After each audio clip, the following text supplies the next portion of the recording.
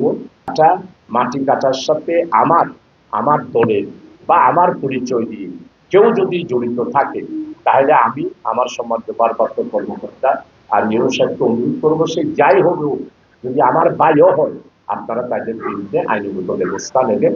এই ব্যাপারে আমার কোনো আপত্তি থাকবে না। আমি বালু কাটা, মাটি কাটা এবং কোনো ধরনের অবৈধের সাথে, আর একটা বিষয় আপনাদের মধ্যে একটু, আমার কোনো আত্মীয় স্বজন নাই, আমার ভাইয়েরাও কেউ নাই, আমার ভাইয়েরা সবাই, আমার আত্মীয় স্বজনদের মধ্যে 3 ভাগের 2.5 ভাগের মতো সবাই।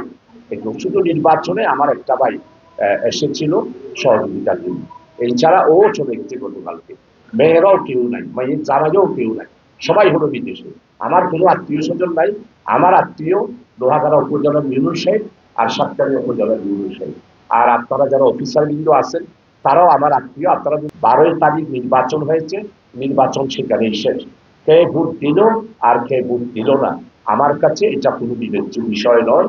এখন আমি দায়িত্বপ্রাপ্ত, আমি দায়িত্ব নিয়েছি লোহাগাড়াবাসীর জনগণের এবং সাতকানিয়ার সর্বস্তরের জনগণের।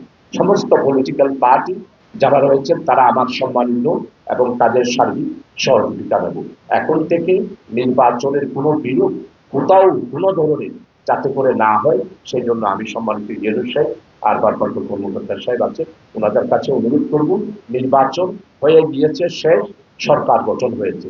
আর আজ সরকার বাহাদুর যারা আজকে দেশ পরিচালনা করছেন, পরিশেষে তাদের সার্বিক আমি সহযোগিতা কামনা করছি। সর্বশেষ এটা আসলে মানে তৃপ্ত হয়ে গেছে, বারবার আইন শৃঙ্খলা কমিটিতে আমি সার্কিট হাউসে বক্তব্য রেখেছি, এখন তো আরো ইনশাআল্লাহ সদস্য হলাম, সেখানে রাখতে পারবো। সম্মানিত ওসি সাহেব আর আমার সেনাবাহিনী সম্মানিত জওয়ান, আপনারা দেশের সূর্য সন্তান, আপনারা গর্বিত সন্তান। লোহাগাড়া থেকে কিছু অস্ত্র উদ্ধার করে দিলে আমি বেশি উপকৃত হব। বিশেষ করে বড় হাতিয়া চেয়ারম্যান সাহেবকে বলেছেন, এরপরে চরমবল কিছু অস্ত্র রয়ে গেছে।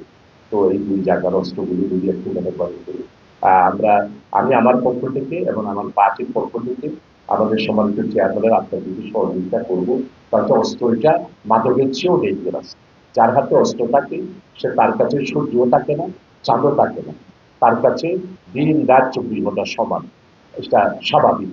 এই জন্য দরকার হয় আপনি জনগণের সহযোগিতা নিয়ে আমাকে অস্ত্র উদ্ধার করে দেবেন। আর বালি কাটা, মাটি কাটা ইউনূস সাহেবের কাছে অনুরোধ করবো, আপনি আইনগতভাবে যেইভাবে পদক্ষেপ নেন, আমি আপনার পাশে থাকবো।